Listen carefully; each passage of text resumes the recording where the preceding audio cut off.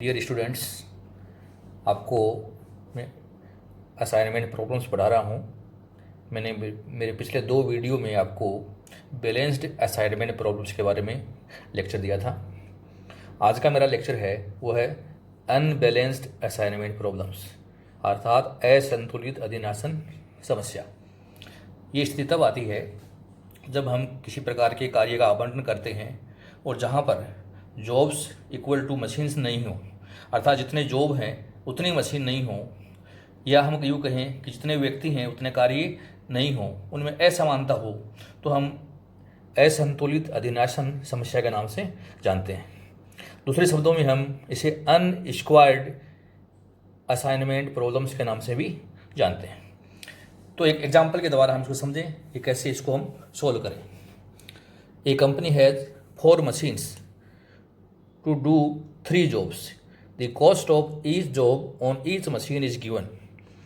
What are the job assignment will minimize the cost? हमारी समस्या ये है कि हमारे पास 4 मशीनें हैं, W, X, Y और Z, और जॉब्स हमारे पास 3 ही हैं, A, B और C। तो हम देख रहे हैं कि हमारे इस क्वेश्चन में हमें कॉस्ट मिनिमाइज करनी है और हमें ये कॉस्ट दे रखी है। अगर ए जॉब अगर W मशीन पे करें 18 रुपये कॉस्ट है, ये 24 रुपये कॉस्ट है, ये 28 है, ये 32 है। तो हमारी कॉस्ट मिनिमाइज करने के लिए हमें जॉब असाइनमेंट करने हैं कि ए जॉब कौन सी मशीन से कराएं, बी कौन सी से कराएं, सी कौन सी से कराएं। तो प्रेजेंट प्रॉब्लम में jobs not equal to machines हैं, jobs not equal to machines, so it is unbalanced assignment problem. तो स्टूडेंट्स, इसको हम कैसे सॉल्व करें ये आज के लेक्चर में अपने को समझना है।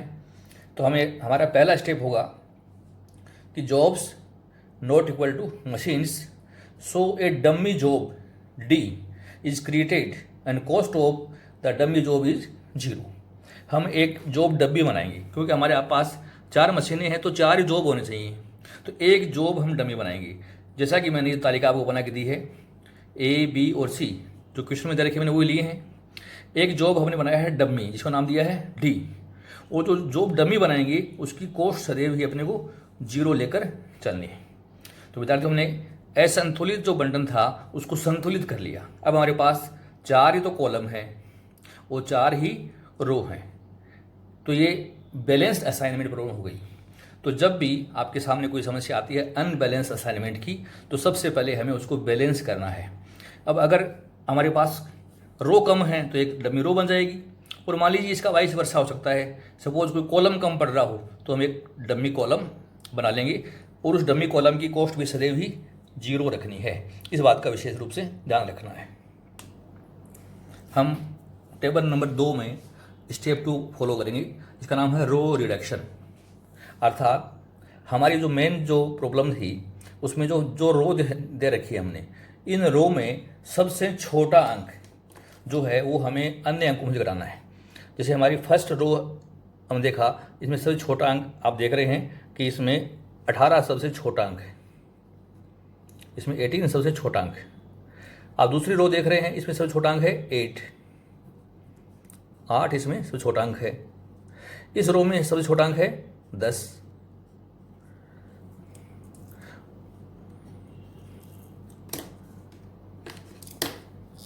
आप देख रहे हैं कि पहली जो रो थी उसमें सबसे छोटा अंक देखा हमने 18 है, 18। दूसरी रो में है सबसे छोटा अंक 8, तीसरी में सबसे छोटा अंक है 10, और चौथी में सबसे छोटा अंक है 0। ये मिनिमम है हमारी, ये प्रत्येक रो के मिनिमम अंक हैं। इन मिनिमम को मुझे हर रो में घटाना है। तो जैसे इस पूरी रो में आपको 18 घटाना है, तो 18 में से 18 गए तो ये 0 बच गया। 24 में से 18 गई तो ये 6 बच गई। 28 में से 18 गई तो 10। 32 में से 18 गई तो ये 14 बच गई। तो 0, 6, 10 और 14। दूसरी रो में हमें मिनिमम अंक है 8, तो सब में 8 घटाना है। तो 8 में से 8 माइनस किया 0, 13 में से 8 माइनस किया 5, 17 में से 8 माइनस किया तो ये 9, और 18 में से 8 माइनस किया तो ये है 10। अब हमारी संख्या 0, 5, 9 और 10। सी जो जॉब है उसमें मिनिमम अंक है 10, तो 10 घटाना प्रत्येक में। 10 में से 10 गया 0, 15 में से 10 गए 5, 19 में से 10 गया 9 और 22 में से 10 गए तो ये 12। 0, 5, 9 और 12, और इसमें से छोटा अंक 0 ही है तो हमारी तालिका सेम रह जाएगी 0, 0, 0 और 0। तो स्टूडेंट्स, हमने पहला काम किया रो रिडक्शन का, और रो रिडक्शन करने के पश्चात हमें अगला काम करना है वो है कॉलम रिडक्शन। तो जब हम कॉलम रिडक्शन करें तो कॉलम का सबसे छोटा अंक देखना होता है।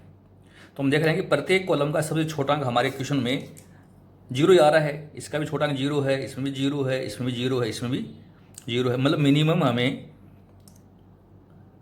सब में 0 ही आ रहा है। तो प्रत्येक कॉलम में हम 0 घटाएंगे तो ये तालिका सेम, ये तालिका रह जाएगी। इसमें 0 घटाना है तो हमारा कॉलम सेम ये रह गया 0, 0, 0 और 0।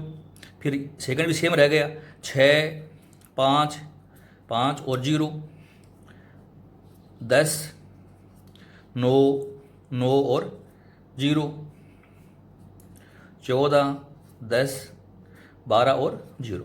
क्योंकि सभी में मिनिमम 0 था इसलिए सेम तालिका हमारी रहेगी। तो टेबल थर्ड हमारी सेम आ गई। हमने कॉलम रिडक्शन का कार्य भी संपन्न कर लिया है। अब हमें स्टेप थर्ड में हमारी जो ये तालिका बनी है जिसमें हमने रो रिडक्शन भी हो गया और कॉलम रिडक्शन भी हो गया, अब हमें न्यूनतम रेखाओं से 0 ढकने हैं। अर्थात जो 0 दे रखे हैं, हम देख रहे हैं इस रो में हमारे पास 4 0 हैं और इस कॉलम में हमारे पास 4 0 हैं और बाकी में किसी प्रकार का कोई 0 नहीं है। तो हमें इन 0 को मिनिमम लाइन से ढकना है। तो मैंने एक लाइन ये खींच दी, तो ऐसा करने से ये 0 सारी ढकी गई। अब दूसरी लाइन मैंने ये ऐसे खींच दी, तो हमारे दो लाइनों से सारे 0 ढके गए। लेकिन हमारा ये तालिका ऑप्टिमम सॉल्यूशन शो नहीं कर रही है।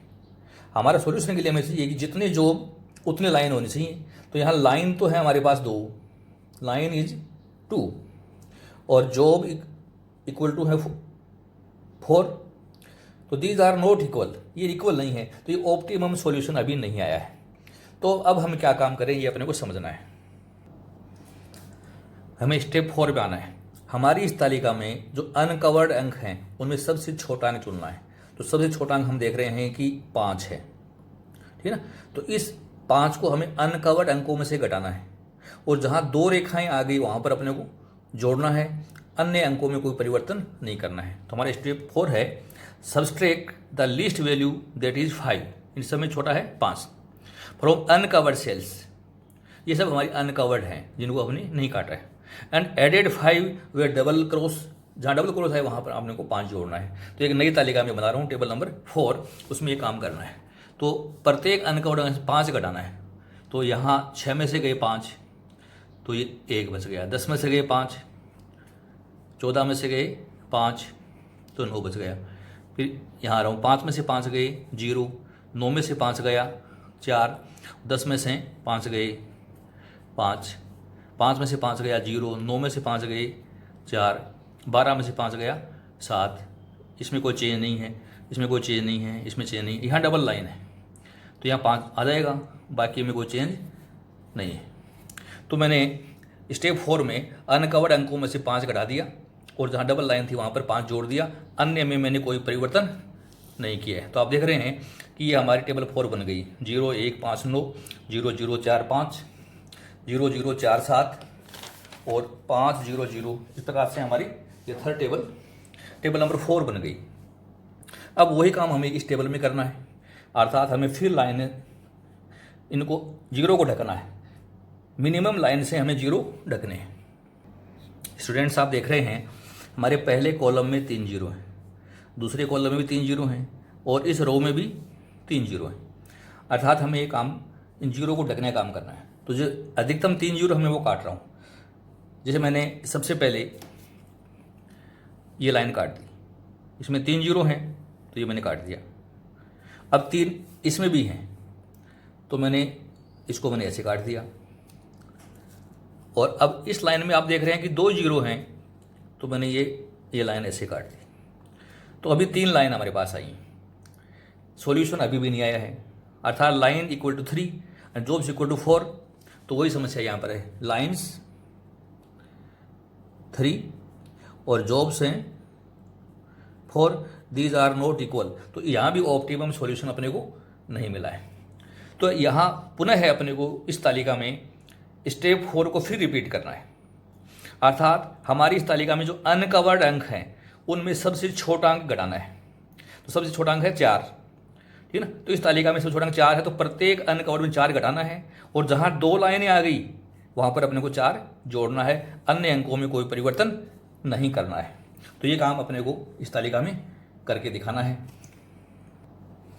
तो हम देख रहे हैं कि सबसे छोटा अंक 4 था, तो 4 घटाया मैंने, 5 में से गए 4, तो 1 बच गया, 4 में से गया 4, 0, 4 में से गए 4, 0, 9 में से गए 4, 5 में से गए 4 और 7 में से गए 4, तो हमारी ये संख्या बच गई। यहाँ नीचे 0 लिखा हुआ है, यहाँ 0 है, यहाँ 2 लाइनें आ गई, 2 लाइनें हैं, तो यहाँ हमारा जो 4 था वो जुड़ जाएगा इसमें। तो यहाँ मैंने 4 जोड़ दिया, ये सेम 0 रहेगा, ये 0 और ये 1 है।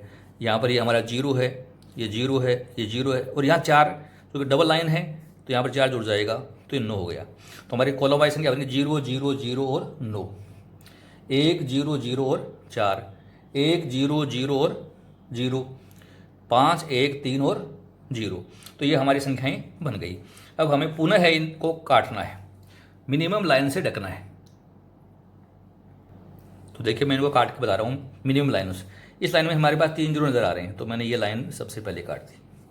मुझे 3 इसमें नज़र आ रहे हैं, 3 जीरो, मैंने यहाँ भी काट दिया। अब बात आती है 2 जीरो की, तो हमारे इस लाइन में आ रहे हैं 2 जीरो, तो ये भी मैंने काट दी।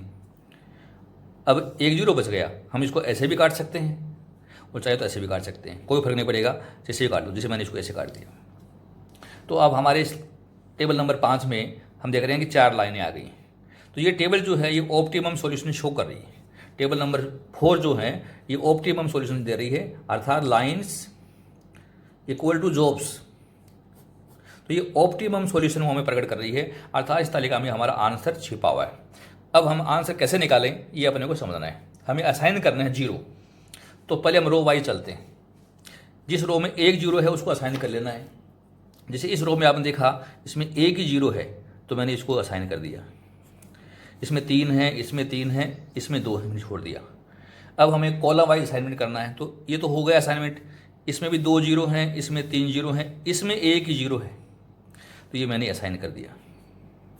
तो 2 जगह फिक्स हो गई कि ए और डब्लू, ए जॉब हम डब्लू मशीन में कराएंगे और डी जॉब हम जेड मशीन से कराएंगे। अब बच गया हमारे पास में कि एक्स जॉब किससे कराएं हम, ठीक है ना। तो बी जो हमारा जॉब है वो यहाँ 0 आ रहा है, तो हम इससे करा सकते हैं, और सी हम इससे करा सकते हैं। तो हमारे पास ऑप्शन बन गया कि हम बी जॉब करा सकते हैं एक्स से और सी जॉब करा सकते हैं इससे। एक सॉल्यूशन तो हमारा ये बन गया। इसमें एक सॉल्यूशन और भी आ रहा है, अर्थात ये हमारा फिक्स है, ये भी फिक्स है। सॉल्यूशन में चेंज क्या हो सकता है कि हम इनको अल्टरनेट कर सकते हैं। बी आप यहाँ भी करा सकते हो, जिसमें इसको टिक लगा के दे रहा हूँ कि बी जॉब आप चाहो तो यहाँ भी करा सकते हो, और सी इससे भी करा सकते हैं हम, अर्थात ए डब्ल्यू से हो गया, बी वाई से हो गया, और सी एक्स से हो गया, और डी हमने फिक्स कर रखा है। तो हम अल्टरनेटिव सॉल्यूशन के रूप में भी करा सकते हैं। तो अल्टरनेटिव सॉल्यूशन मैं आपको यहाँ लिख के बता रहा हूँ। स्टूडेंट्स आपने देखा कि ये हमारा एक लाइन थी इसमें, तो ये असाइनमेंट कर चुके हैं, और इसमें इधर से हम देखा तो इसमें 1 ही जीरो था। ये 2 जो फिक्स है, बाकी हमारे जॉब्स पे हम चेंज कर सकते हैं। जैसे यहाँ पर हमने बी जॉब एक्स मशीन पे कराया, यहाँ बी जॉब हम वाई मशीन से भी करा सकते हैं। यहाँ सी जॉब हमने वाई से कराया, तो सी हम एक्स से भी करा सकते हैं, सी हम एक्स से भी करा सकते हैं। तो हमारा असाइनमेंट इस प्रकार से हो सकता है। तो it is our alternative solution, ये अल्टरनेटिव है। दोनों में हमारे आंसर पर कोई फर्क नहीं पड़ेगा, ये आपको विशेष रूप से ध्यान रखना है। तो अब हम अगली तालिका में इनका सॉल्यूशन निकालना चाहते हैं। हम देखा कि ए जॉब डब्ल्यू मशीन से, तो ए जॉब डब्ल्यू से, बी जॉब एक्स से, तो बी जॉब एक्स से, सी जॉब हम करा सकते हैं वाई से, तो सी वाई से, और डी जेड से करा सकते हैं, डी जॉब जेड से। अल्टरनेटिव सॉल्यूशन हमारा ये इधर वाला है, अर्थात ए जॉब डब्ल्यू से, बी जॉब वाई से, सी जॉब एक्स मशीन पे, और डी जॉब जेड पे करा सकते हैं। अब मेन जो हमारा प्रॉब्लम थी, जो क्वेश्चन था, उससे हम कॉस्ट ले लेते हैं। ए से डब्ल्यू की कॉस्ट हमारे क्वेश्चन में थी, ए से डब्ल्यू की कॉस्ट थी 18 रुपये, फिर बी से एक्स की कॉस्ट चाहिए अपने को, बी से एक्स की कॉस्ट है 13 रुपये क्वेश्चन में। सी से वाई की चाहिए, सी से वाई की है क्वेश्चन में 19 रुपये। और डी से जेड की चाहिए, तो डी से जेड की कॉस्ट विद्यार्थियों, क्योंकि जेड तो डी जो था हमारा और जेड था वो हमने डमी लिया था, तो हमारी कॉस्ट 0 थी। हमने योग किया इनका 8 3 11 और 9 20, और 20 का 0 2 3 4 और 5, अर्थात हमारी जो कॉस्ट है वह है टोटल कॉस्ट 50 रुपये आती है। टोटल कॉस्ट आई हमारी 50 रुपये। ठीक इसी प्रकार से हम दूसरी स्थिति में निकाल सकते हैं। ए से हमने डब्ल्यू जॉब कराया तो हमारी कॉस्ट है 18 रुपया।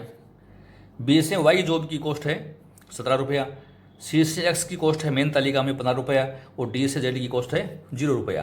तो 7 और 8 15 और 5 20, 2 3 4 और 5, अर्थात टोटल कॉस्ट 5। हमारे दोनों क्वेश्चंस के आधार पर कॉस्ट में कोई फर्क नहीं आएगा। तो इस तरीके से हम असाइनमेंट की प्रॉब्लम जो अनबैलेंस्ड है उसका सॉल्यूशन निकाल सकते हैं। तो विद्यार्थियों, आपने समझा कि अगर हमारे पास नॉन स्क्वायर असाइनमेंट है तो पहले इसको इक्वल करना है, जितने जॉब हैं उतने ही आपको मशीन लेनी है, अर्थात जितने कॉलम है उतनी रो लेनी है। उसके पश्चात आपको रो रिडक्शन करना है, फिर कॉलम रिडक्शन करना है, जो विधि मैंने आपको पिछले लेक्चर में बताई उसी प्रकार से हल करना है। और फिर हमें मिनिमम लाइनों से 0 रखने हैं, जहाँ जिस तालिका में जितने जॉब उतने लाइनें आ जाएं तो वो तालिका हमारा अनुकूलतम हल प्रकट करती है।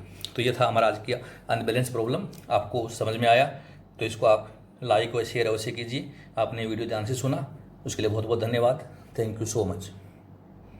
My self doctor Suresh Kumar Sharma, associate professor, R Aturiya government college Ramgarh Shekhawati, Sikar.